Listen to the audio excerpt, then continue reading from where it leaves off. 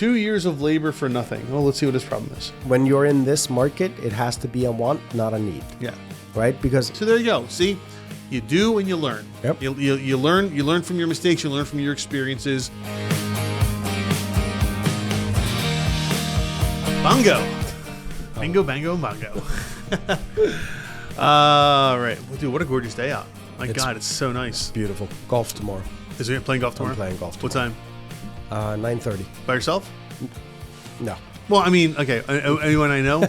Yeah. It's going to be Joe from Digital One, Okay. Bound Beverages, Yeah. and Jay London, Oh, cool. The college guy. my favorite college guy. Our favorite college guy. That's awesome. I was just overseas for the last 4 or 5 days. My wife and I went to Paris, and well, actually, so sort of. Well, we did. We flew into Paris. Yes. We immediately got on a flight to Luxembourg. We were in Luxembourg for 2 days. Which, have you ever been there? Yeah. What a gorgeous Well, city. I was there 20 years ago. Okay. Well, still, what an unbelievably gorgeous city. It's small, obviously, but my God, is it nice. You can throw a rock across. You can throw a rock across the whole country. Like But very interesting point of Luxembourg is, so we were talking to we took a tour, and it was really nice. And the lady told us about 5 years ago, they did a study and realized that all the money they were spending on public transportation, like the machines and ticket collections and all that stuff, was basically just enough to cover all the money that they brought in was just enough to cover like all the machines and everything like that. So they decided to make public transportation free.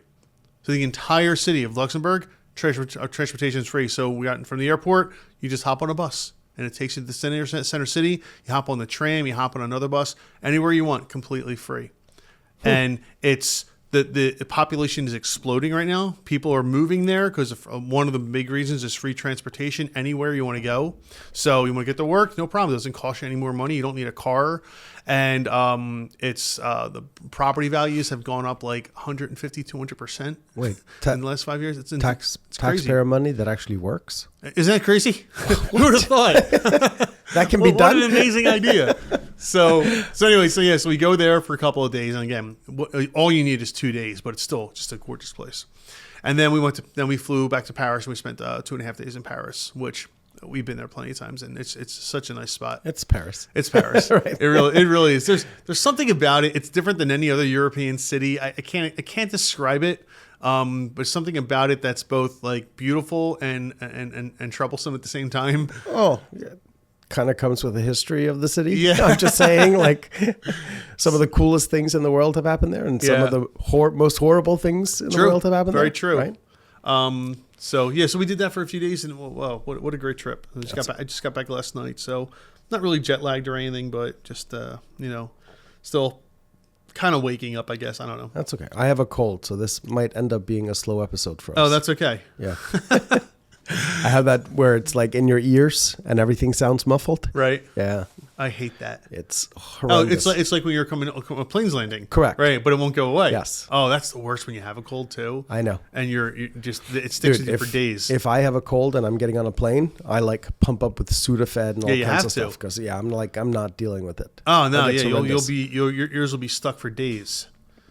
I actually ended up getting vertigo because of it. Did you really? Mm-hmm. When was that? This was a few years ago. So I had a cold. So I took all my drugs that I would normally do, and like I was fine. So flying down was fine. So on the way back, I did the same thing. Well, our flight was delayed because of a storm. Right. And we had to get up in the air and we had to land. And because of the weather, we had to land in like St. Louis or something. And then we had to take back off. And then we had to land again in Chicago. And then I had to get on a different plane and fly from Chicago to Philadelphia. And all those times, ups and downs. Oh, like God. there was literally, I think it's when we landed in Chicago, it felt like something popped in my skull. Like it was, like I literally sat there holding my head screaming. Oh. Like that's how bad it was. And got vertigo. Came back, couldn't see straight. I got pulled over because the cop thought I was driving drunk. And I'm like, no. I'm like, you can breathalyze whatever. How long did that last? I dealt with it So between physical therapy and all that other stuff, about 2.5 years. No way. Yeah. Wow. On and off. Still deal with it occasionally. It's like that's not something medication can take care of, nope, right? Nope. It is something your body just does, and there's no drug that unvertigos you. Unvertigos. I've been de-vertigoed. Yeah, nope. Nope. What a shame. You gotta keep up with it. And how long ago was this? This has got to be what, 10 years ago now, 11 years ago. Wow. I'm so sorry to hear that. It was a while ago. Yeah, you're still dealing with it. So still dealing with it. Yeah. Every once in a while, it pops back. So. Really? Oh yeah. For days or just a small period of time? It depends. If I can get to physical therapy, they actually have me do these weird exercises that help. So sometimes I can do them at home and get rid of it. But wait. You got to give me an example of an exercise that helps with vertigo. So for example, one of them is you find a fixed point and then you move your head while focusing on the fixed point. Okay. Right? That makes sense. And then there's one where you find like a pattern on a wall or something and you have to stand completely still and just have your eyes follow the pattern. Wow. There's all kinds of little exercises that are done. If it's really bad, sometimes it's because it's something in your ear, right? That controls the balance. Okay. Sure. Right? That makes sense. So there's sometimes when I go to physical therapy, they do this weird thing where they lean me back and then they suddenly like twist my head to one side and it literally feels like the world is spinning, right? And the whole point is that it helps something reset. And then when they're done, they should be able to do it again and you shouldn't feel like the world is spinning. Wow. But the first time I went after this happened, they did it to me and I was like, I need a bucket.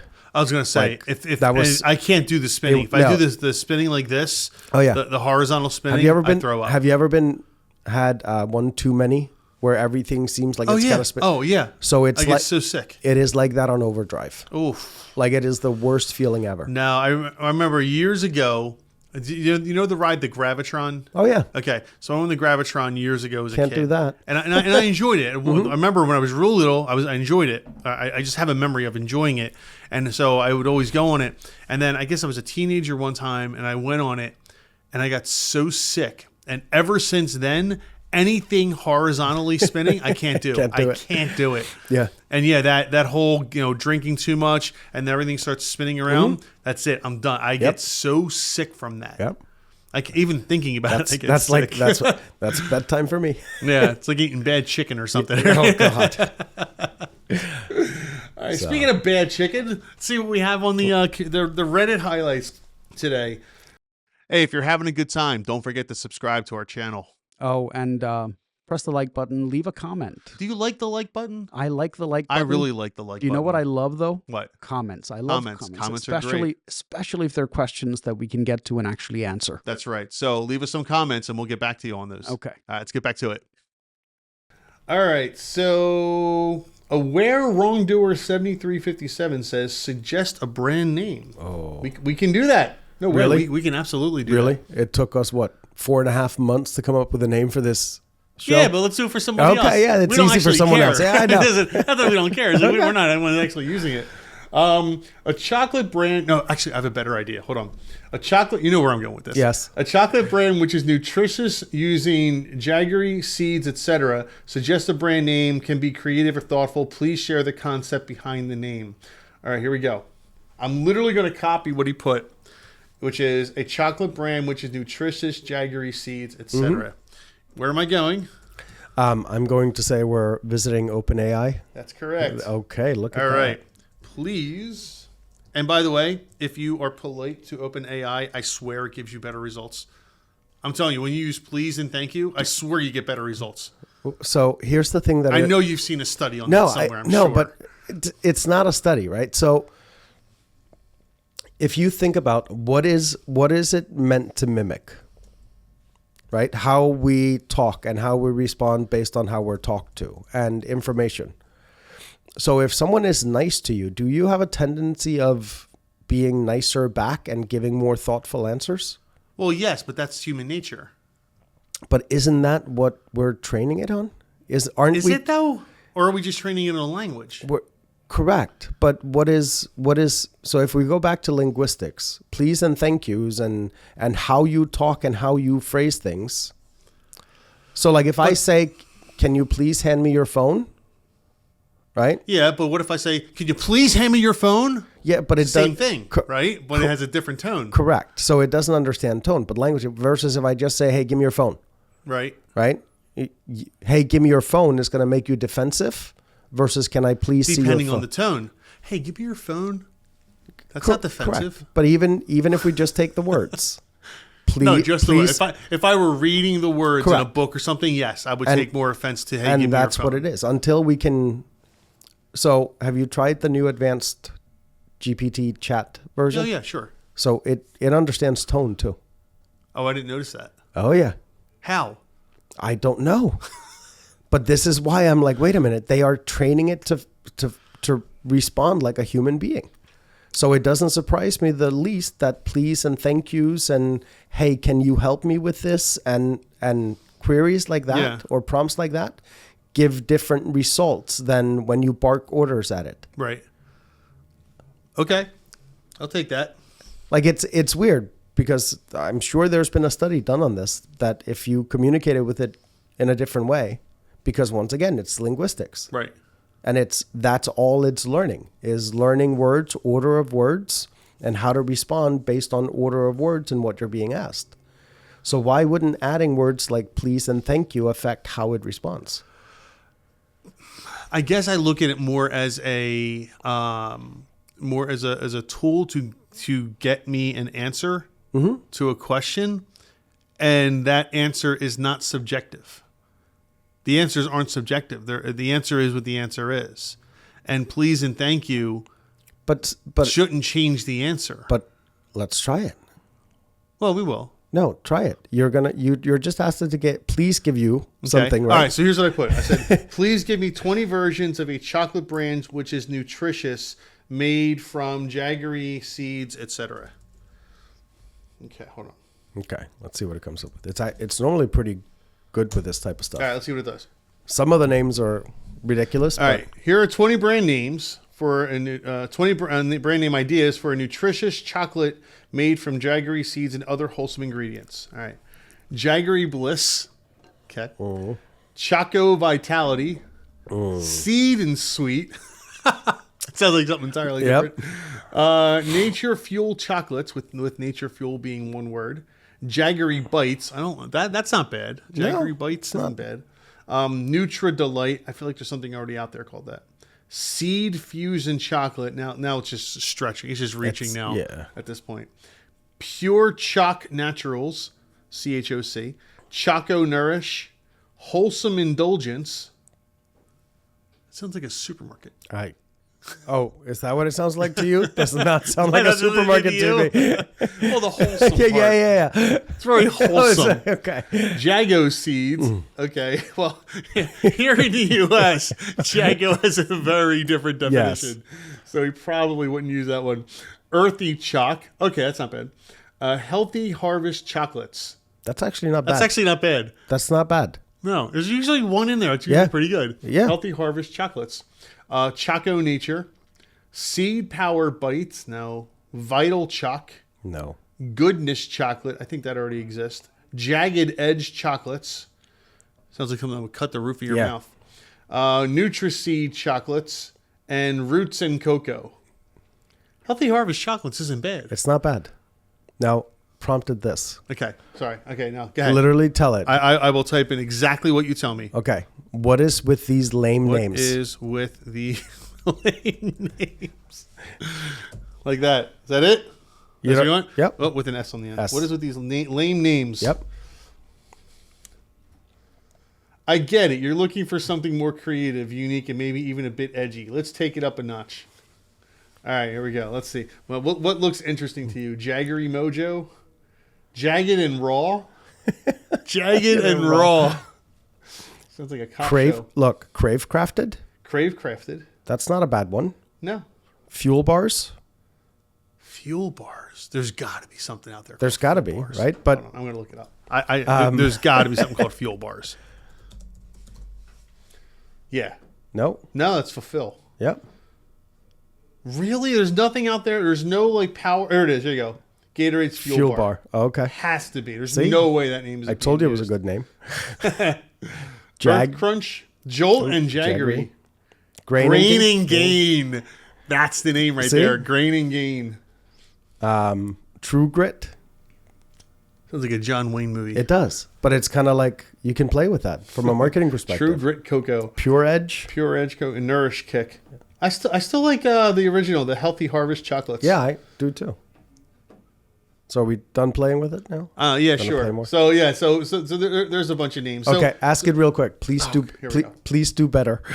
Please do better. That's all you have to tell it. Exclamation point? Sure. Okay. Please do better. Got it. Let's push for something more creative. Jaggery Rush. See, I think it's going to give me that result regardless. Correct. If I'm mean or nice to it right now.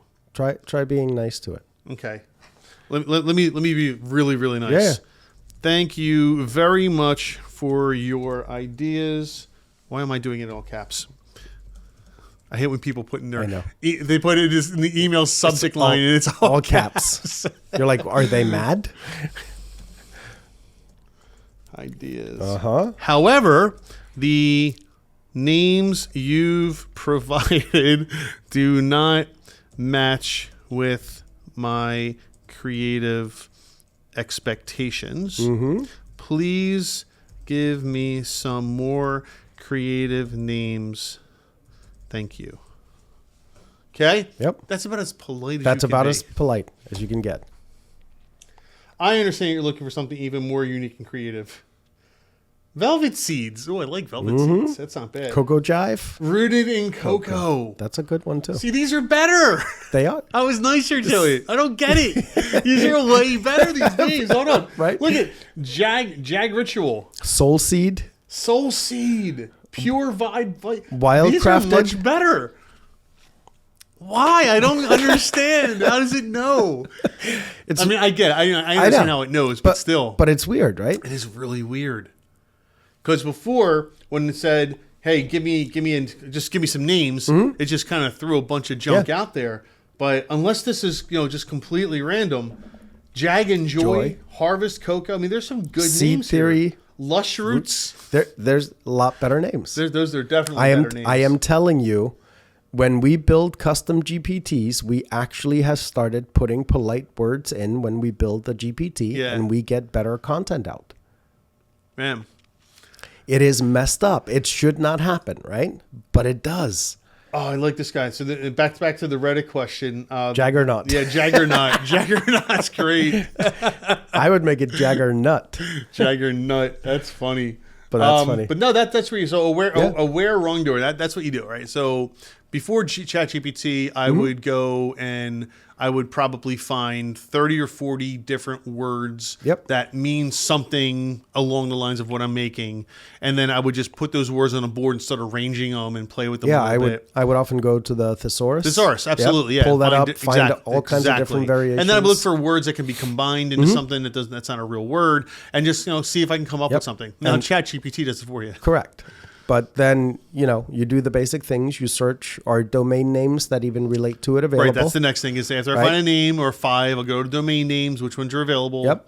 If you find one, register it. When that's all done, go to the trademark attorney, have them run it. Right. I always say buy the domain name. It's $19 because, once again, this is not supposed to happen, but I swear sometimes if you search for domain names and find a good one, you go back 2 days later and mysteriously those are registered. I know for a fact that happens, and I'm not going to name names, but I know domain companies that do that, that they will take the name and reserve it, and they say in their terms and conditions they're reserving it for you, and you're just going to pay a premium for that because they've taken the trouble of reserving it for you for your benefit. Yes. And but now instead of $19.99, it's going to be $199 or something like because that. they reserve because they put it aside just for you. Yeah. I know. Yeah. No, there are absolutely domain name companies that do that. Yep. In their terms and conditions. I tell people all the time, use someone like Whois. Yeah. Right? Yeah. You didn't used to be in the domain name registration business.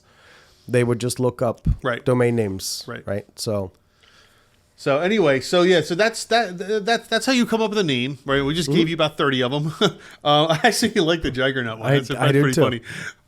So there's a bunch of possibilities But out there. when it comes to foods, though, I always like something that indicates what it is that you are about to have. Right. And it doesn't have to be, you don't have to be indicating that it's, how do I say this? Like, it doesn't have to have chocolate in the name just because it's chocolate, right? And one of the examples to me is like kind bars, right? And I'm like, well, why are they kind? And then you read their thing, and it's because we don't put any other than just natural ingredients, Sure, right? yep. So there's a difference between kind and nice. They're called kind bars because they're kind. They're kind to your body. I'm Right. like, it was such a brilliant name when I saw it. Like, yeah, I don't know. There's a lot of names that I No, like. that brings up a good point, though. So, especially when you're a new product, you want to put the reason why you have the name on. Yeah. What's the name behind the brand? What does it mean, or what's the meaning behind the brand? A lot of times, yeah. Yeah, you want to put it on there because especially if there's a good story, people love that Oh, stuff. storytelling is everything. Huge. It's everything when it comes to brands. Yeah. I mean, Gatorade. Most people don't know where Gatorade came from. Right. Yeah. Right? Florida But Gators. Right. Yeah, but it's a really cool story how it was developed because they were realizing that when they were playing, they seemed to get more dehydrated than Right. other teams. And they're like, okay, so our players, that the water volume alone can't keep them hydrated. Right. So they developed something to keep their players hydrated. And thus, Florida Gators, Gatorade. Right. I'm like, it's a cool story, and the name works. And my understanding is the first time they used it on the field was during a championship game. I think it was, Something where it like was it was a really big Yeah. game, and they were expected to lose the game, but because they were so well hydrated and they had so much energy because of the Gatorade, they absolutely demolished it. Isn't the story that they just outlasted the other team? The other side, yeah. And it was huge. So yeah, but names are a big thing. Now let's talk about trademark, right? Since we're talking about brand names. So I know you know the answer to this question, so I'm not going to ask you, but I'll ask I'll ask people out there. Put it in the comments. Put it in the comments, right? See if you got it right. And I'll give it 5 seconds before I answer the question. But what is the purpose of a trademark? Now you tell me what do most people are going to say. What's the purpose? Oh, of do you a want me to give? trademark? To protect my brand. Right, to protect you as the company, right? To protect my logo. To protect my name. Right. To what are some other common ones? To make sure that other people can't steal my name. Right. And none of that's true. None of that's correct. None of that's the correct answer. I'm just trying to give you the answers of that are course, probably going to be. Absolutely. I'm good at this game. Of course. And the real answer is it's to protect the consumer from purchasing from the wrong company. Right. So, and people say, what does that mean? Well, when you go, let's use laundry detergent, right? Everyone knows Tide laundry detergent, TIDE. So when you go to the supermarket and you're looking for laundry detergent, you see the orange bucket with Tide written on it, you know that is the product that you trust, right? Whether you use it or not, but for the ones that use it, they know that's the product that they trust. I can't go out and make a competing product. Different logo, different everything, but call it Tide, TYDE, right? Because you might not recognize as a consumer that it's not from the same company. It's not the same ingredients, the same quality you're expecting, etc. So that's the purpose of a trademark, is to protect the consumer from making a mistake, right? So anyway, you want to, after you come up with your brand, like you said earlier, talk to a trademark attorney. Right? Because there's 2 types of trademarks to be concerned with. There is the brand, which is the word mark, just the name itself, not stylized or anything, just the name.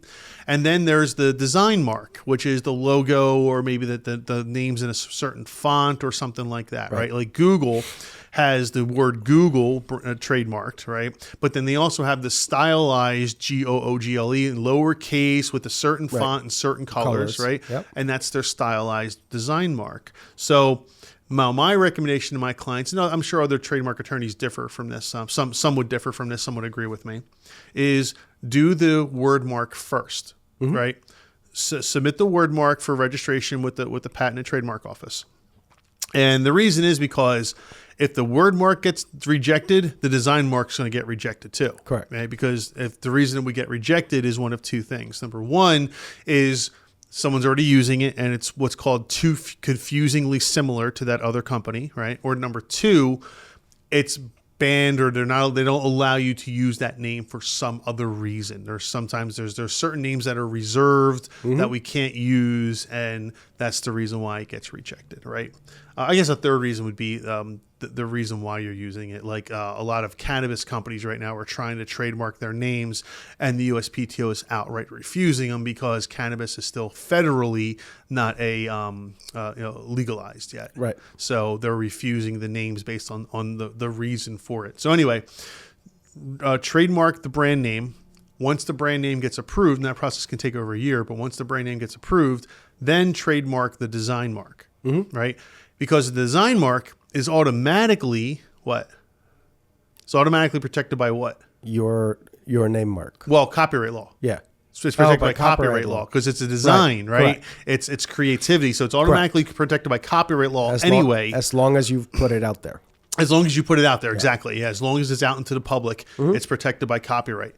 And then no, that's not correct. It's the other way around. Trademarks are you have to put it out there. Oh, okay. To have a common law trademark. Copyright, the moment you put pencil to paper, you have a copyright in that item. But right? you have to have a date on it, right? Well, no. What happens is you have to. So let's say I make a drawing, right, and it's my copyright because I drew it, and someone else without having access to my drawing makes the exact same drawing. Okay, if I can prove that person had access to my drawing, then I have a copyright claim against them. But if I can't, it actually creates two distinct copyrights, one for them and one for me, even though they're the same drawing. Interesting. Right? So for the purpose of the logo, if I have a logo for my company and it's out there on the internet, maybe I'm not advertising, but it's out there somewhere, Google can find it and whatnot, and someone copies my logo, I have a copyright claim against them. Right. Okay. So I'm already protected by copyright in that case. Anyway, trademark is a better protection, but why go through the expense of putting a trademark application through for a design that might fail because of the name anyway? Yeah. So that's always my recommendation when it comes to submitting trademark apps. What I'm saying is that if you make a logo, even if you post it on your personal Facebook page with a date, then you can prove when you created it first, of course. In case someone else shows up and goes, no, I created this a week earlier than you did. Right. And you can go, well, it's been on my Facebook page since 2 years ago. Yeah, exactly. So you can't have. Exactly. Right? Yeah. And the other side, again, is that person would have to show that you had access to it. So if someone makes a painting and puts it in their drawer and no one in the world ever sees it, and you just so happen to go and make that exact same painting, right? Usually this happens a lot with pictures is what it happens a lot, right? There's a beautiful sunset and there's 500 people all taking a picture of it, right? And somebody wants to claim that they own the rights to that sunset because they're the ones who took the picture. And then when someone who took the exact same picture from the same angle and everything tries to use the picture, and then they'll say, no, that's my picture. I took it. No, I took it too. I was there that day. I took it. Those are two distinct copyrights, even though the pictures are almost indistinguishable. Right. So you'd have to prove that person had access to it and didn't have the ability to create it on their own. If you list it publicly, like if you put it on Reddit or if you put it on Facebook. Then you have a timestamp. Correct. Yeah, you have a timestamp at that point. Yeah. So anyway, that's how you come up with a name. That's what you do with it once you get the name. So good luck, aware, wrongdoer. That does sound interesting though. It does. I like Jaggers and seeds, right? Who doesn't? All right. Let's see. Harvesting methane gas from garbage dumps. Oh, this really sounds interesting. Let's see what we got. So I actually thought about that before. Did you really? Yeah. Why am I not surprised? I honestly, I don't know why I'm not surprised by that. Let's see what it says first. Do you not remember, when was it? A few years ago, I want to say it was in New Jersey. They built that new development. They had a landfill. And you know how they built a landfill? And it's like a mountain, right? Yep. And then as everything decomposes... Right, the mountain settles and then they build on top. It becomes level, right? Right. Well, they built a development and there were several houses in the development that actually had methane gas running through them. Get out. That was coming up from the ground. Wow. Harvest that. And my first thought was, Why didn't they put some system in place to harvest that gas and literally feed it to the development as usable gas rather than just build on top of it? Go in the air. Right. Yeah. Or go up in the air for that matter. Right. I'm like, it's reusable fuel. It is. Oh, it's huge. And if it was bad enough that people can't live there, I'm assuming there was enough of it to at least fuel a house or two. Like even if it was just heat or cooking, whatever it was. But anyway, sorry. That's a problem. So harvest methane gas from garbage dumps, collect garbage, and ferment the garbage with bacteria that efficiently break down the garbage into methane gas and collect the gas and sell it. Mm-hmm. I feel like something like that's being done. I'm drawing a blank. I know they do this. They have bacteria that converts some. Oh man. Maybe I'm thinking of medical. I know I've read something about this maybe last year where there was a bacteria that was specifically designed to break down plastics or something. I think it was plastics, and it converts the plastic that it eats into some useful chemical. It might have been in medicines. Interesting. Can't remember what it was though, but I know stuff like that's being done. So it could certainly be done here. Right. It's just a matter of, is the cost worth it? But that's the thing.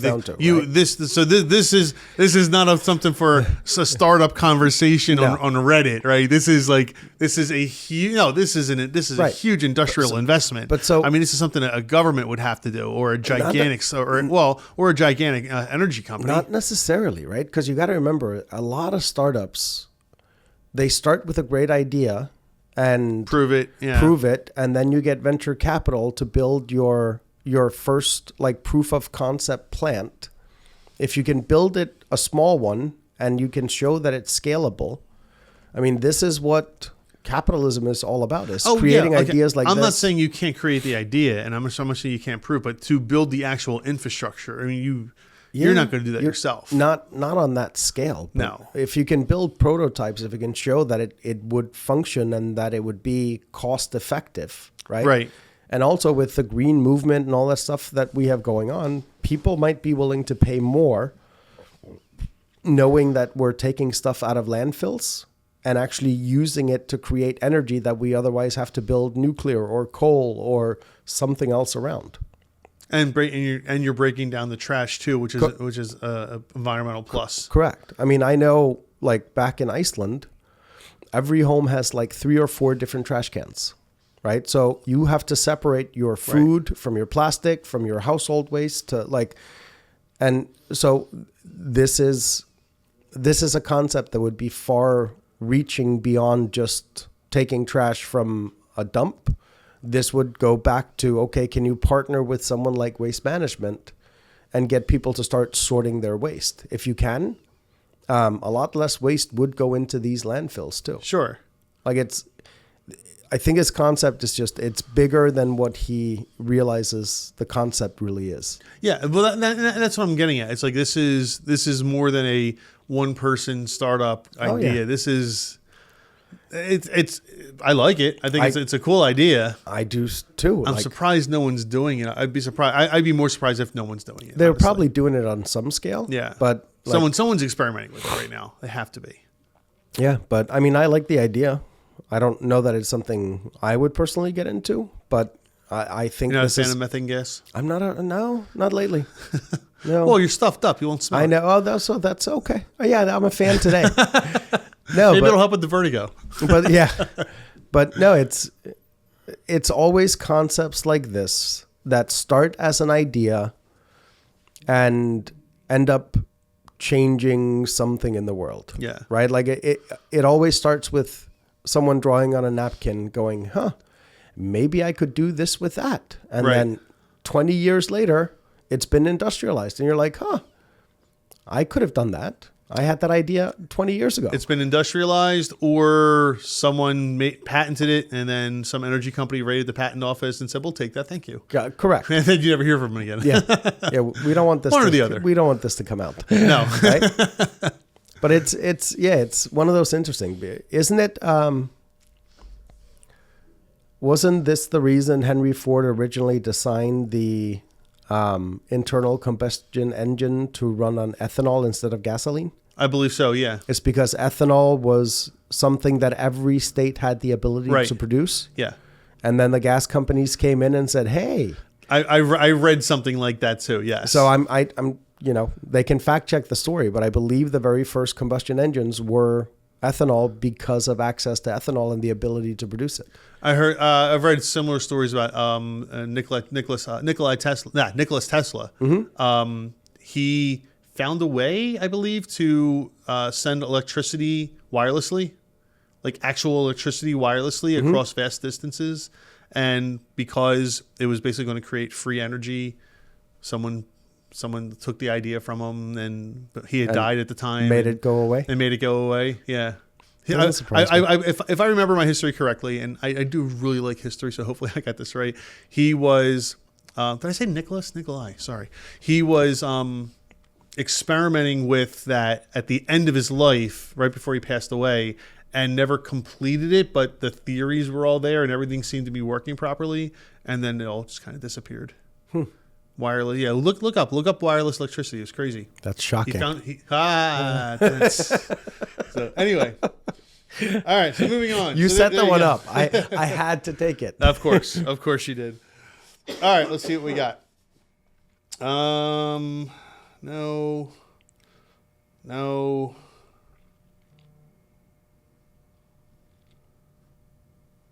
They're all ads. I noticed that. They're all ads today. No. Are you in the ad forum? No, I'm in the startup idea. None of Okay. these are ideas. Okay. All right, I'm going to go to different. Let's try. We'll try this. What's that one? Small business. Okay. 2 years of labor for nothing. Oh, let's see what this problem is. Oh. This is from Quinoa. I don't have anyone, so I'm here sharing this with random people on the internet. I've been laboring my butt off a marketing firm. It was an unpaid internship, so I had to work nights waiting tables. I was trying to learn about digital marketing. Ooh, right up your field. But I was more interested in the design side of things, specializing in branding and marketing material design. Since I was working really hard and everyone at the firm, including the CEO and many of the long-term clients, liked me and my work, so I was hoping they would offer, if anything, an entry-level position. If any entry-level position opened up. But I guess fate wasn't on my side. Opening came and was promptly given to the CEO's son. Nepotism. Mm-hmm. I had enough and decided to go solo. Today, after 2 months, I finally have my first paying client. Well, congratulations. I will be designing their logo and 3 to 4 social media posts every month. This is a dream come true, and I can't express the joy. I am really good with designing. People would frequently ask to commission me for their logos instead of full-time designers back when I was interning, but I don't know the business side of things. What should I prepare for? Taxes, marketing, management. Right now, I have just established my payment channel and a PDF portfolio. Okay, so how do you turn a talent into a business is basically what they're asking. Yeah. So, honestly... Lots of ways. Yeah. Lots of things you have to do. So, with stuff like this, people totally underestimate Fiverr, get a freelancer. Yep. And it's a great way to start to build your portfolio. That's the one I use. Upwork. Yep. If you can get listed on all those sites and you start building a decent portfolio, you go from that step to agency step or having your own firm step. What that allows you to do is not have to worry so much about the pricing of things and a lot of stuff, because you'll be competing on whatever level those platforms are competing on while you're building your portfolio. And I always tell people, like, it's a matter of balance of time and money. If you have more time than money, you can take on more work at a lower rate, right, and build your portfolio. When you start having more work than time is when you need to start raising your prices. Correct. Right? That means you're getting good enough and you're getting enough exposure and clientele that people are willing to wait or pay more for your service. But in situations like this, absolutely start with those types of things. You can set up your own little agency looking website and all that stuff. Yep. But if you're not going to get hardcore into marketing your agency, if you just want to freelance for a couple of years and kind of learn the ropes, those types of platforms are absolutely the way to go. Yeah. And another reason why they're the way to go is, number one, you won't necessarily have to set up an actual business structure. You won't need an LLC or a corporation at this point to do that. You won't have to worry about contracts and things, because one of the things, unfortunately, I see with a lot of young developers and designers is they'll take on their own a big contract with somebody, do all the work, and then the person doesn't pay them or pays them, oh, I didn't like what you did. So, and then of course they're using it, but I don't like what you did, so I'm not paying you for it, or I want to pay half, or you should be lucky, I'm giving your name to people, or, that's my favorite is the exposure credit. Yes. Oh yeah, I'm going to give your name to thousands of people. You're going to be so overwhelmed with business, but just do this one for me for free, So I see that happen to a lot of to young developers and designers. 30 years in business, I've only ever seen that work once. It has worked? Once. Really? Yes. Well, there you go, people. It works. If you want to, do you want to hear the story of what it was for? Okay. So someone that I know moved to Vermont. Okay. And they have maple trees. So they decided that they were going to start making maple syrup on a small scale. Okay. Right? Unbeknownst to them, the type of specialty stuff. Yeah. The type, like the tanks and stuff that you got to store it in and mix it and all that stuff, they're all handmade. They're all custom made. Okay. Like there's no manufacturing facility that makes these tanks, because everything is unique. So this guy that I know finds out there's only like 2 companies in the U.S. that makes them. And one of them is like in Lancaster, Pennsylvania. So he goes and talks to them and asks them flat out, like, are you busy enough? Could you use more business? He's like, listen, if you do this for me, and you're willing to discount the rate, and then if I get you more business, you're basically gonna give me my money back, right? So that made it different in the money back portion, right? But he paid less than half for them to build this, with the thing that he would get them more exposure. So he documented the entire journey of creating these things, created a YouTube video around it, where he got it from, all that stuff. And like 7 months later, the guys call him and they're like, whatever it is that you're doing, can you stop it? We're booked out 4 years now. Oh my gosh. They're like, we'll pay you to stop it. But it was because it was such a niche industry that nobody talked about it. Nobody knew where to find these vendors. So now all of a sudden, when people were searching for like maple syrup tanks, or that was the only video that was available that had the contact information of that manufacturer in Lancaster, and it was enough to book them out for like years. So I can see it working. It's in a situation like that. It's the only time I've ever heard of that. Oh, but I'll get you exposure where it actually worked. Wow, that's crazy. I thought it was kind of cool because like there's always that one exception to the rule. Yeah. But I waited 20 years to find it. To find the exception. You found it. All right. Well, for us in the regular world, that does not work. That never works. They are not getting you new business. They are not getting you any business. They are going to take the work that you did and make money off of it and not give you a dime in return. And I always say when someone tries that, I always tell them that side of it is, I will gladly discount your work. Right. So if you send me a handful of people, and I do work for 5 people, I'll do yours for free. Yeah. Give me the work first, and then I'll do yours. Yep. Or I'll even take it a step further. Pay for it, and I'll reimburse you. I'll refund you if you get me business. I'll give you a commission. Treat you like a salesperson. Correct. I'll give you a commission on the sales I made because of you. Yes. Yeah. But they have to be directly attributable. Correct. So, all right. So 2 years of labor here.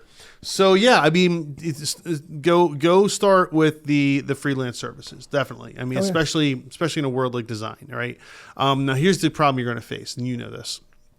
you're going to be up against a lot of competition. You're going to be up against people that are willing to do 100 hours of work for $10. It's just the nature of the beast. Okay. You're going to have to get your feet wet, and you're going to have some long nights and not make a lot of money, if any money, for it.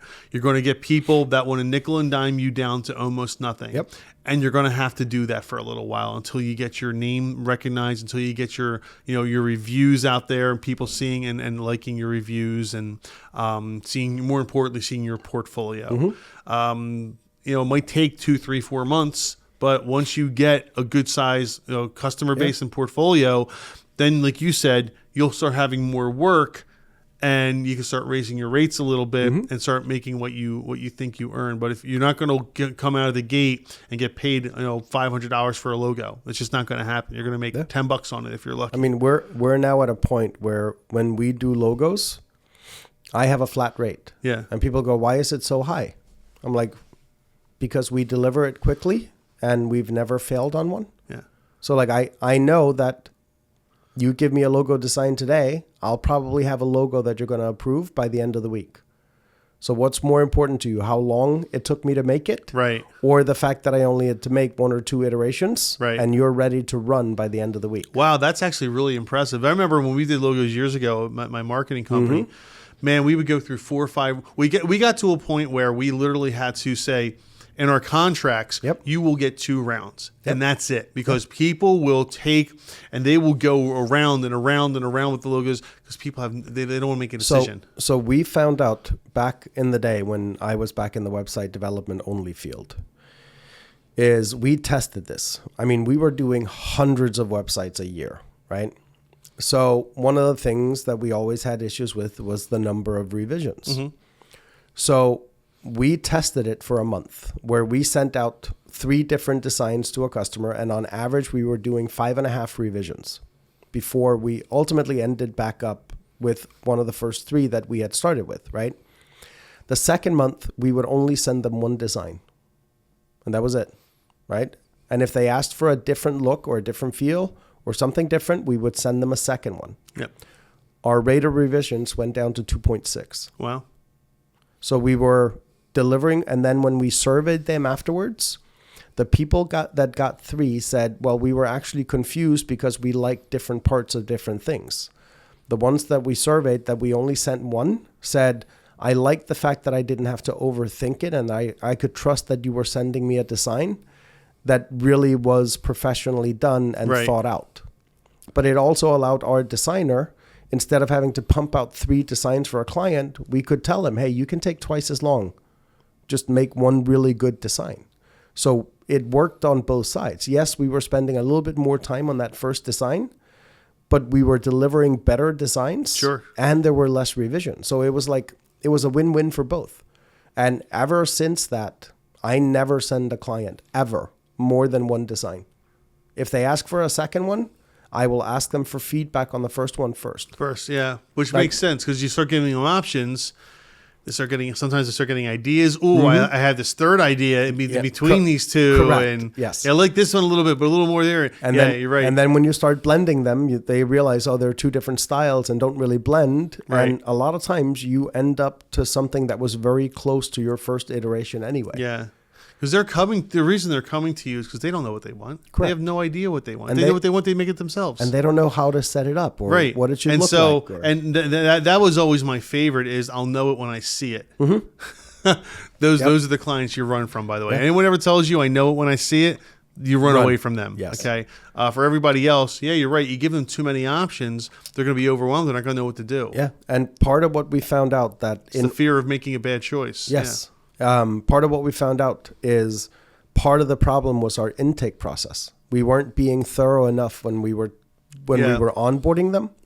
So by modifying our onboarding process, which is also why we can deliver logos as quickly as we can and as accurately as we can, is because we developed our intake process on understanding what we needed as far as an output goes.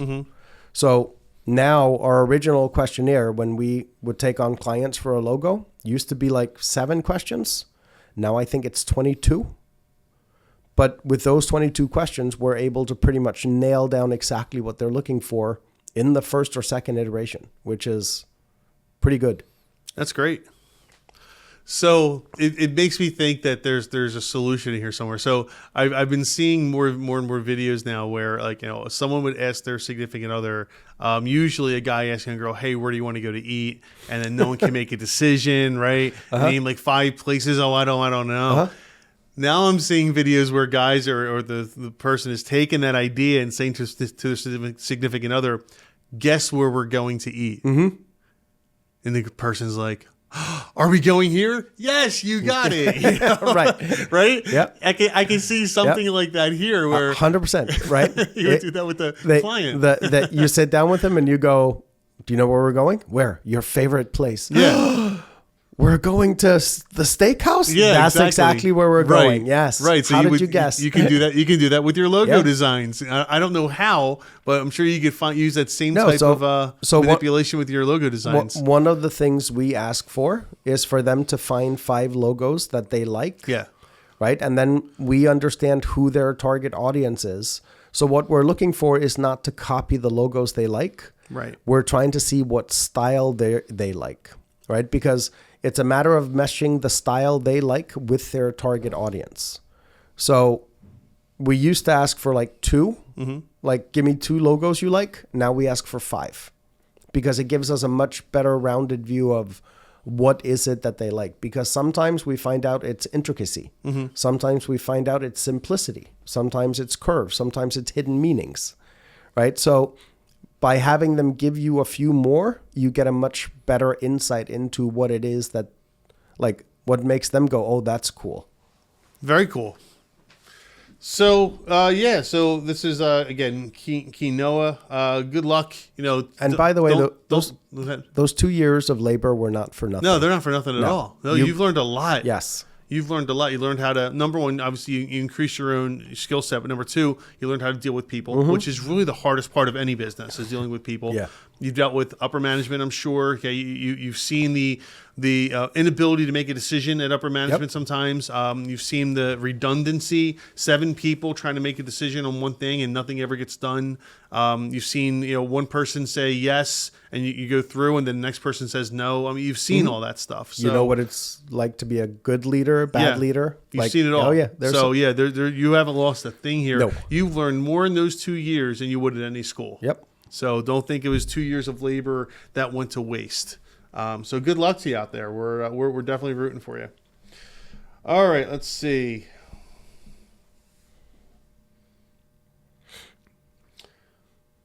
Mention of Alex Ramosi.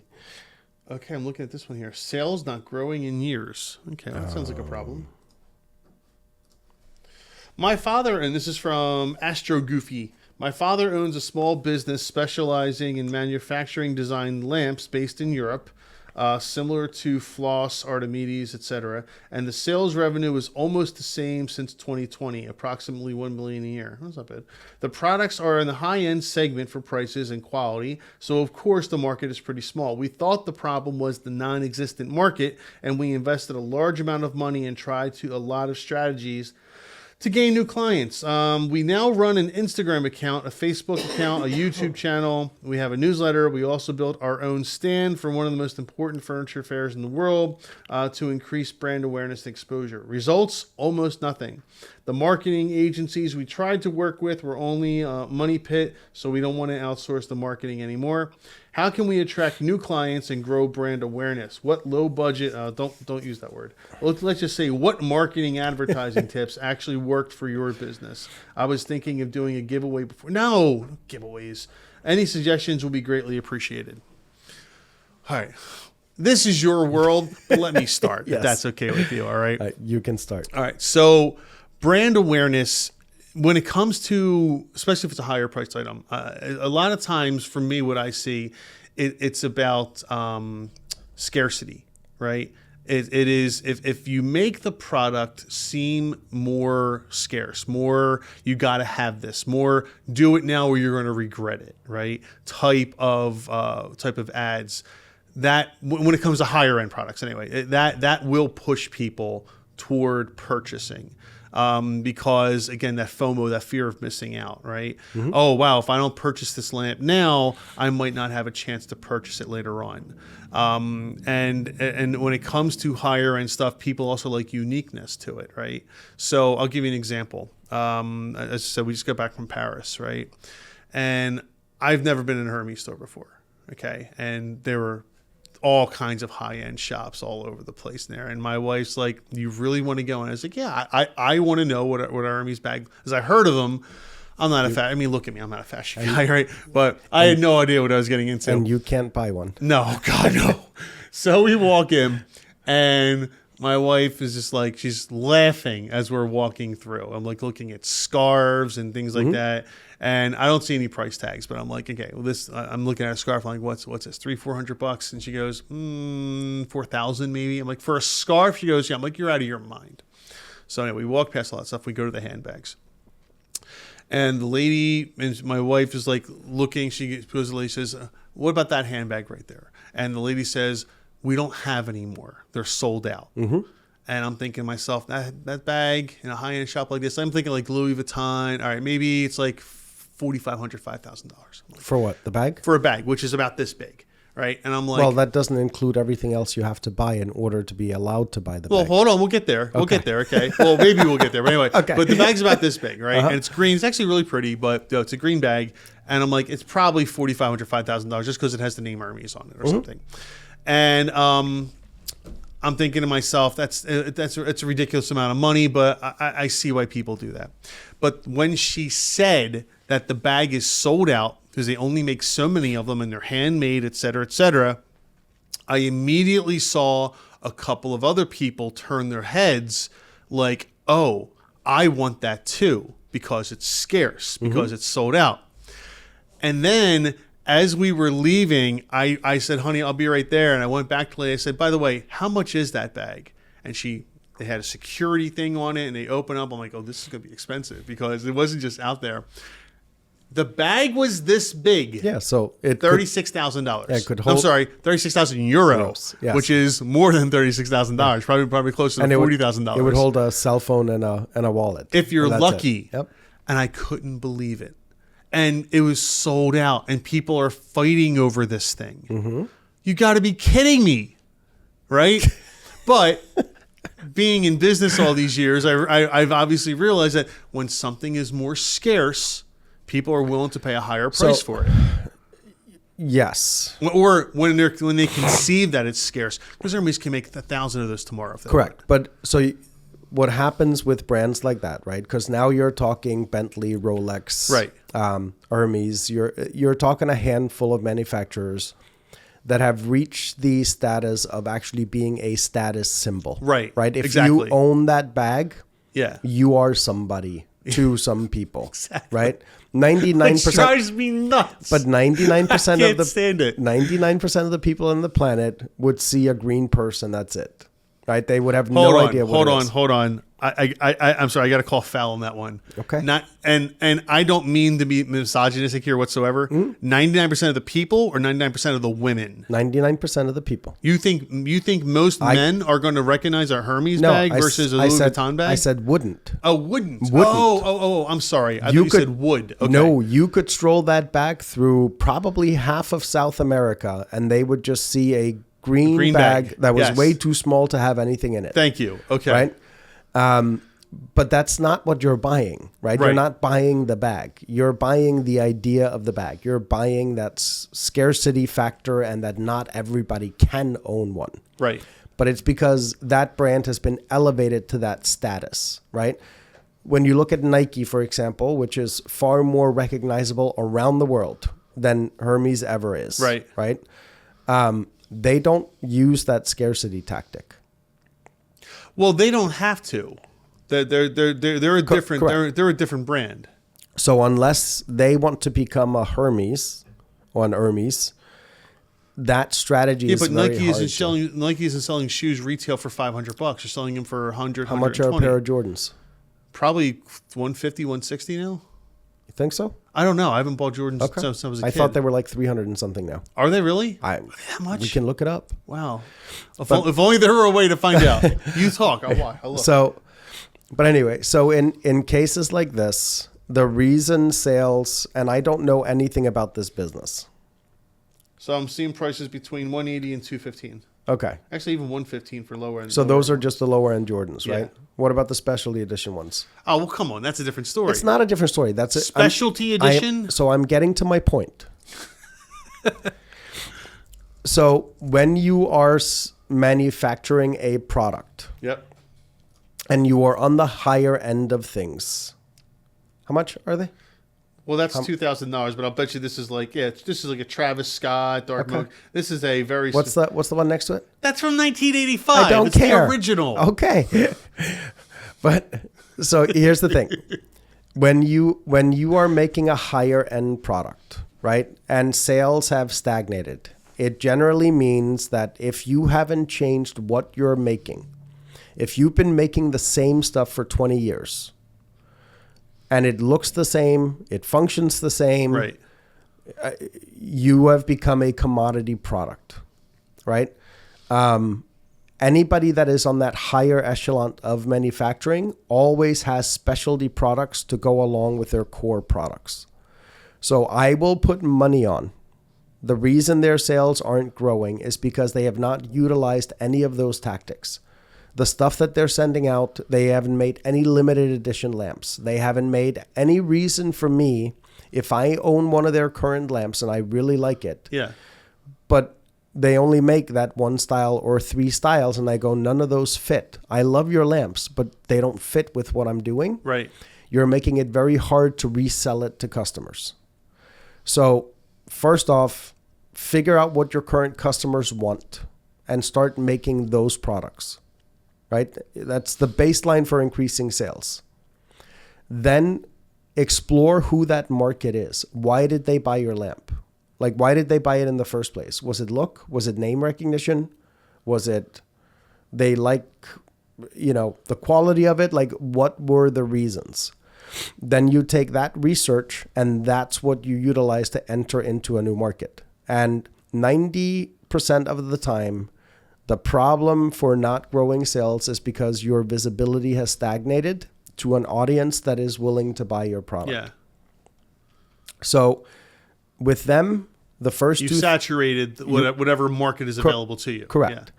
Yeah. So they really only need to do two things. One is find more of those buyers and just start getting more exposure to them. And then secondly, do your research, figure out why customers bought your stuff. What could you manufacture? Could you make a different type of lamp Sure. that current customers would buy? And then those new products also become a way to introduce your brand to a new audience that otherwise would have not looked at your lamps. Yeah. Yeah, you're right. Expand on the idea of lamps. You could stay in lighting, right? Stay in lighting, but just expand upon it. Take it from lamps to night lights to under desk lighting, hallway lighting, something like that. Closet lighting. Could even be like a different style of lamp, Yeah. right? Because every home trend goes through eras, right? And they last anywhere from 10 to 20 years, where everybody likes a lamp that's shaped a certain way. Right. Certain colors are in, certain colors are out. It's like Stanley cups. Right? But they are a perfect example. They are. Because Stanley's cups sales had basically been stagnant for like years. And it's because they didn't think women would start buying Stanley cups. It was guys, they were sold in like hardware stores, stuff like that. And then some female influencer, So said, this is the best cup ever. And Stanley immediately embraced it. They started, and that's the next thing I was going to get to. Yeah, they started making specialty colors. They started making limited edition colors. I saw someone advertise a picture of a Stanley that they only made like 100 of these Stanleys or whatever it was. You could buy the original picture of the Stanley for $35. And I'm like, doesn't the mug cost $35? Yeah. The specialty edition is like $50, but you want to sell me a picture of it. And people were buying it. Oh, yeah, I'm sure. Right? I saw someone second market sell a Stanley Cup in some weird color. Once again, limited edition. They wanted $300 for the Stanley Cup. They became a collector's item overnight in their. You can still go because buy of an influencer. Correct. You can still go buy the original Stanley in black, metal, whatever, and it's still $35 at Home Depot, right, or at the hardware store, depending on where you are. But because they were able to, they lucked out, I would say, that an influencer started pushing it, and now every middle-aged housewife in the U.S. walks around with a Stanley. Yep, and that's where I was going to go next with this is. They were talking about doing Christmas giveaways. Don't give away to people. Give away to an influencer. Go find some like Instagram influencers who specialize in household materials, household items, design, interior design, things like that. Give them the product. Even pay them a little if you have to promote the product. You'd be amazed. I mean, I know you wouldn't, but you'd be amazed at what kind of an impact that would have on sales. Influencer marketing, when used right, can be huge for any business because just like with Stanley, they got to a couple of influencers, and I don't even think they paid them. I have to look into it, but they just naturally liked the Stanley cups. I think like one of the ladies stole her husband's cup and said, "It's crazy how long this holds stuff cold," right? And then because of that, they became a talking point. And then there was that viral video where the lady's car burned. Yeah. Did you ever see that? Yeah, I know what you're talking about. And the only thing she was able to go in and get out of the car was the Stanley Cup, right? And Stanley did the smart thing. They jumped right on it and gave her a car and a thank you. And that video probably sold more Stanley Cups than anything else out there. Like that was worth, they could have bought her a Bentley and that probably still would have made money from that video, right? So true. But yeah, it's I wouldn't write off using an agency either. I would just be more selective about the agency you work with, that they understand your market, that they understand that they may have to go different ways. And any marketing company you talk to should be having a conversation with you about the products you make. Right. And look at your internal processes or design as far as what product you have. A lot of companies aren't going to do that. They just take your money. And I understand their frustration with them never working with a marketing services company again. I get it. A lot of them out there, in all seriousness, your company is definitely an exception to that. A lot of companies out there don't do that. They just take your money, maybe throw a couple of ads your way, say, hey, look at this great ad we made for you. It looks so pretty. And then they do nothing. I probably get 3 to 5 phone calls every week because of our TikTok account, where people say, so I've had this agency working for me for a while, and I'm not sure they're doing what they're supposed to be doing. And I'm like, all of this is trackable. Like everything they're doing is trackable. I can look it up right now if you really want to know the answer. Just make sure you want to know the answer before I look it up, right? Like I had one guy that I talked to probably like 2 months ago now, and he had been paying an SEO company for 2.5 years. So from, what is it now, 2024? So he had been paying them since mid-21. Forget what he said he was paying them. And they were supposed to be building out content and doing SEO for him. Well, every website has something called an index file, or most of them do. So I went and pulled up when was the last new piece of content created on that website? February of 2023. Love it. No, February of 2022. Oh, wow. So they did work for 4 months, and then they just stopped. And he kept paying them for the following 2 years. Gosh. We ended up doing some work for him, got him up and running again, redid his website. And he was in such an easy market, right? Like your market is hard. It can take months and months and months and months to break into it. You mean the legal market? Yeah. Oh, yeah. He was in gutter cleaning. Oh, come on. He was the #1 ranked gutter cleaner in like a 30-mile radius within 4.5 months. And I'm like, I don't know what the other company was doing, but like none of your keywords. Right. So we ranked them from like a 0 to 100 for difficulty. Mm-hmm. His hardest keyword was ranked at a 14. Wow. Like you could have done this blindfolded. AI could have done this. Like you didn't need. And the fact that someone was willing to take his money for 2.5 years and not do the work is what blows my mind. Like it blows my mind. That's crazy. And that I'm getting these phone calls every week. Every week, I'm sure. I'm like, it's insane. Like, so if you're starting a business, if someone hires you to do something, if you want to be ahead of a lot of people, all you have to do is actually deliver what you said. You deliver on your promises. That's all. That's the bare minimum you should be doing anyway. Right. But that's all you have to do. You just got to do the bare minimum. Yes. Deliver on your promises. That's it. Right? You don't have to over deliver. You just can't under deliver. Yeah. Just if you say I'm going to do this, that's what you need to do. That's all people are expecting. If you do a little bit more, you'll probably get an extra high five, and these guys are awesome to work with. Yeah. But yeah, no, just do what you say you're going to do. And right. But people are amazed. Like how many? Think about it in these terms. Okay. So let's think about all the people you've hired to do something for you over the last 2 years. How many of them have actually delivered everything they said they were going to deliver? Yeah, not everybody. Right? Most of them have not. And that's kind of... There are a couple. Or correct. absolutely a couple. Yeah. Like my plumber is awesome. Who, Tooch? No, I have a different plumber. Oh, different. Okay. But he over delivers. Yeah. Right? He says, yeah, I can probably make this work. And then you come in and you're like, well, not only did you make it work, but you also cleaned up the space where the water heater, like this looks better now. Not right. just what you did, but you cleaned up the entire room to make sure that, and you added this feature that I didn't really ask for, but you did it because it was the smart thing to do, but it wasn't in the quote, but you did it because it was the right thing to do, right? Like that's going above and beyond. Then I have another guy and I'm always like, I hire you to do 80% projects. And he's like, what do you mean? I'm like, no project you have ever done for me has been finished 100%.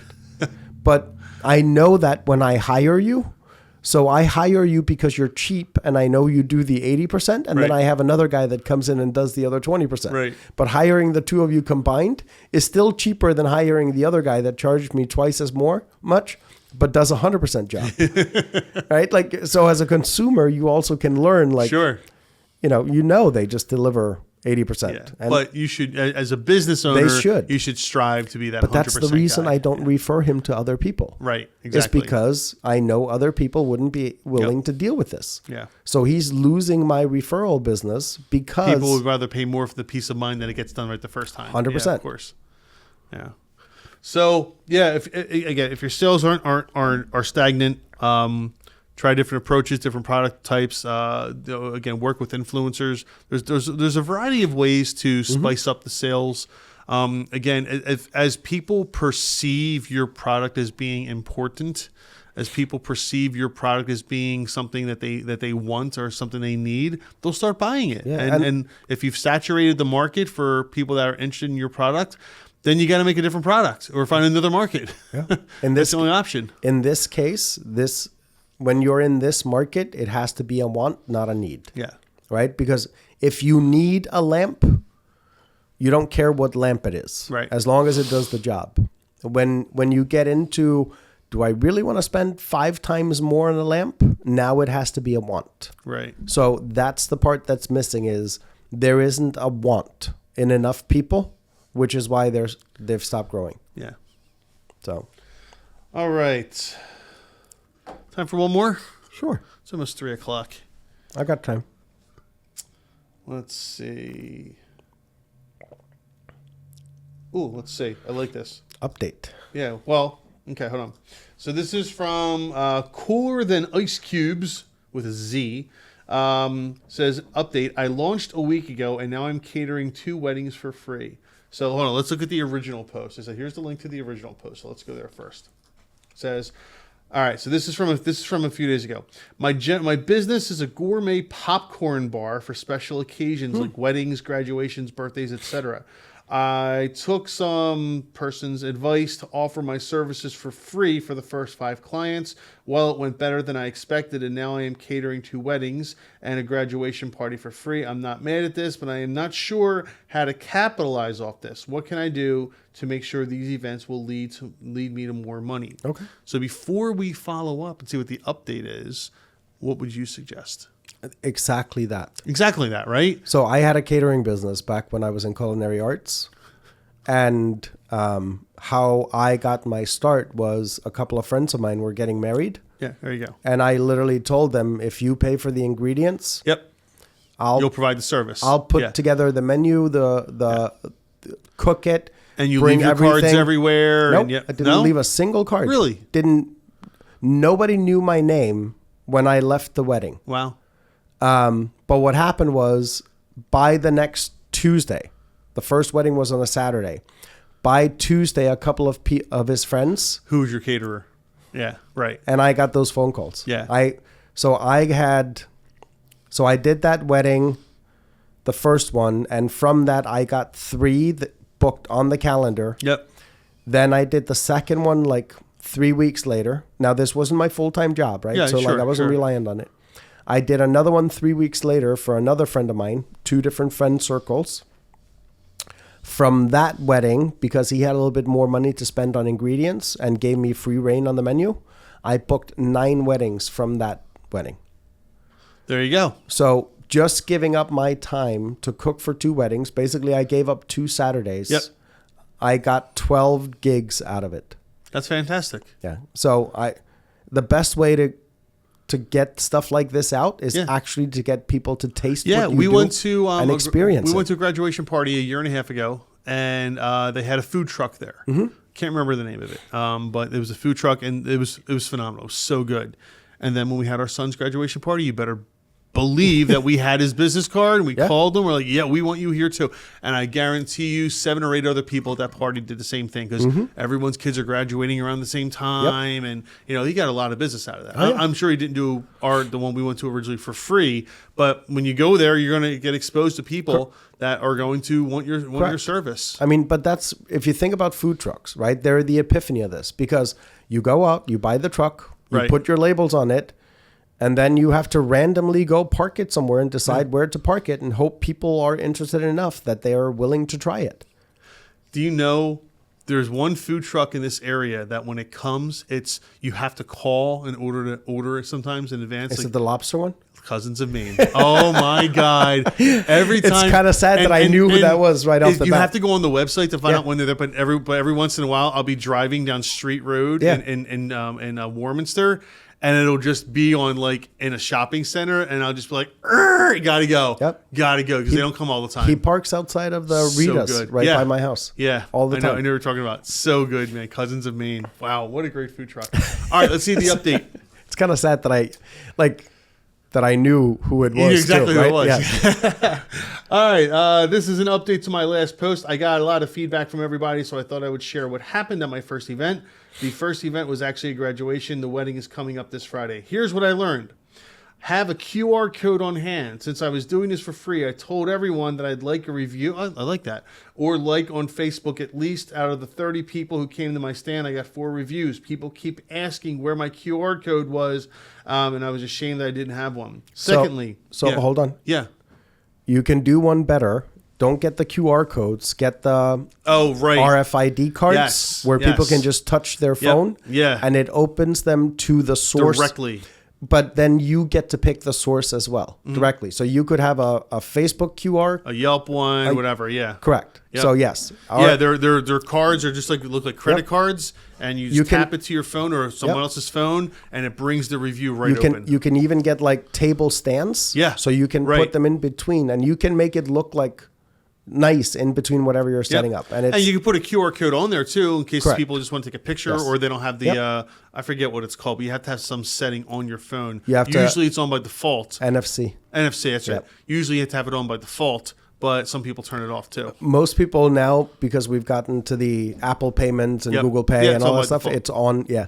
But that's an even easier way to do it. All right. Secondly, I learned that people like my idea.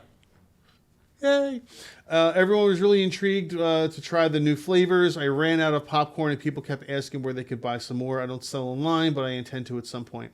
For the wedding party this Friday, I'm going to have a bigger display. I can't wait. Okay, so there you go. See, you do and you learn. Yep. You learn from your mistakes. You learn from your experiences. QR code, RFID cards. The cool thing is, here's someone, guy, girl, lady, like whatever. Yep. That sounds excited about giving away their services. Yeah. Because from the first event, they immediately learned. Yep. Right? And this is how you grow a business. You go out, you do something, you figure out where does stuff go wrong? Yep. How do I improve it? And this is how, like, boots on the ground, you grow a business Absolutely. like this. I love this. Like, I love everything about this. This to me is a success story. Yes. He hasn't even started this business. No, they haven't even started their Yeah. business yet. And so- it's already a success Yeah. story. So what this person is going to learn is that they're going to become selective about the events that they decide to do for free. Right. Right? Because now you can go, doing a free event is worth $1,000 worth of advertising. Right. Right. But my ingredient cost and my time was $200. So I'm getting $1,000 worth of advertising for $200. Right. Right. Now, let's compare this to what we said earlier about not giving away your services for free for exposure to people, right? There's a difference between offering your service to a wedding or something like that where you know there's going to be hundreds of people versus the person who claims that they're going to tell everybody about you and they're going to, you're going to become rich Correct. and blah, blah, blah, right? The person who says that to you says, oh, I know lots of people and you're going to become real popular and everyone's going to want you. That's the exact person you don't want to work Correct. for. But the person that you know is having the wedding and you can offer services because you know a lot of people will be Correct. there, those are the ones you want to work for. And you can start setting minimums. Like Right. you can say, well, I won't do a wedding for free, even for friends, if they have less than 150 people. Right. Right? Like you won't do a 20-person event because Right. it's not worth It's your not time. worth it. And then you'll start saying, okay, can I do this for my Chamber of Commerce? Can I go to their largest networking event of the year? Now you're getting in front of Right. 200-300 business people. Yep. Right? Like, so that's exactly how you do this, is get people to try your product and your service, and that's what's going to sell them. Yep. So that's a great way to do it. It's important. It's important when you're first starting out. Yeah. That's one way to get people to really recognize your product. When people say stuff like this doesn't work, I'm like, then why do major brands and grocery stores literally still have taste testings? Oh my gosh, yeah, absolutely. Right? It's the exact same seriously, concept. Okay, number one, whenever I walk by one of them, I try. I feel bad not buying it sometimes. Sometimes I outright don't like it, but if I like it, I'm buying it. Yeah. it's coming home one way or the other. I'll give you the one that wins for me every time. I've only ever seen it in BJ's. I'm sure Costco and other places have too, but I've only ever seen it in BJ's. And what it is these the jars. The jugs are about this big, and they are like concentrated, not fruit juice, but like there's a mango one. There's one. Is that the lady that's there every like 3 months? Yes, you know her. What? It's incredible. You know what I'm talking about. Yes, I have her number in my phone book, okay? Because I want to know when she's coming to BJ's. And they sell the vegetable one, etc. And you make smoothies with it. You literally take ice and you pour the ice, to put the ice in the blender, and you pour some of the mango mix and the juice. So and you make and it's incredible. I actually think that's an MLM company. Is it? Yeah. Well, they got my money. Yeah, I know. They're But so good. I think she's just a distributor for that MLM company, and she made a deal with BJ's. Yeah. Well, you know why it works? Because I can't get it every time I want to. I can only get it when she's there. You can. I got to call her. Well, no, you could sign up and get a shipment every month if you wanted to. Oh, is that right? Can you do that? Oh, yeah. Oh, I didn't know that. Oh, yeah. If you look up the actual product That online, changes you'll things. find it. That changes things a little bit. But it's the same difference, though. Like, you wouldn't even be seeking out to buy this product if it wasn't for the fact that you taste tested it Exactly. at I a had no random clue. event at BJ's. Because there's 100 products that claim to do the same thing. Yes. And half of them are junk. And Yes. I don't want to take a chance. Those things are delicious. Yes, they are. Yeah, and they're so healthy too. They're like, there's so many great vitamins and stuff in there. It's all made from natural Yes. fruits and like no, they don't add sugars. Oh my God, it's so good. She's always at the end. So good. She's always at the end of the milk aisle. You know exactly who I'm talking about. Correct. That's so funny. Yeah. But same thing. I had just happened to be at a different BJ's, and they were giving away. They were taste testing kielbasa, which is like the most boring sausage on the planet, out of all the sausages out there. Okay. Right. And I tried this thing, and I walked right over and I grabbed a pack of it, and I always and you have. never would have purchased it otherwise. No, I wouldn't even. Yeah. It wouldn't have crossed my mind Right. to buy that. Exactly. And now I always have it. Like I always have a pack of it. It come in like packs of 20. Right. When I'm down to like the last 6, that's getting restocked. There you go. So yeah, this stuff works. Absolutely, it works. Everybody knows it works. Just people don't like to admit that it works. So yeah, there you go, Popcorn King.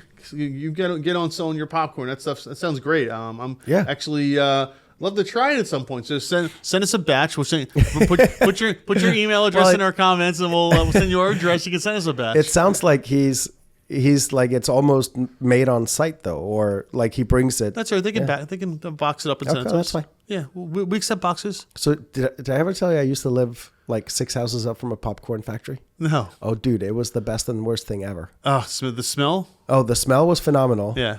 And the amount of popcorn that I ate was horrendous. Oh, is that right? But it was delicious, and I gained like 11 pounds in the first 3 months. Excellent. Yeah, and I couldn't figure out why, and I'm like, well, it's because I'm eating a pound of popcorn every night. Like, yeah. Popcorn's good stuff. All right, man. With that, we're going to end. Yeah, good show. Yeah. Good show. Good talks.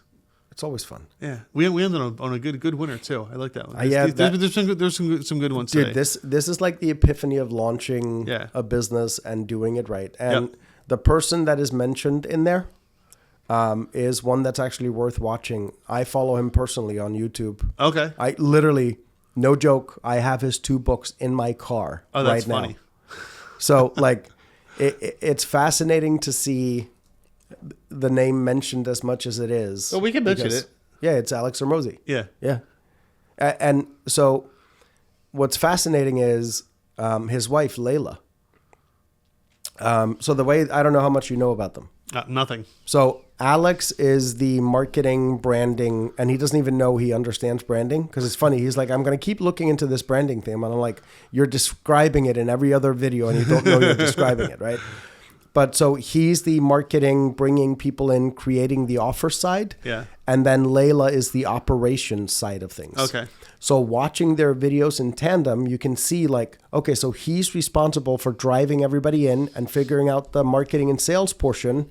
And then she's the one that makes all the stuff function.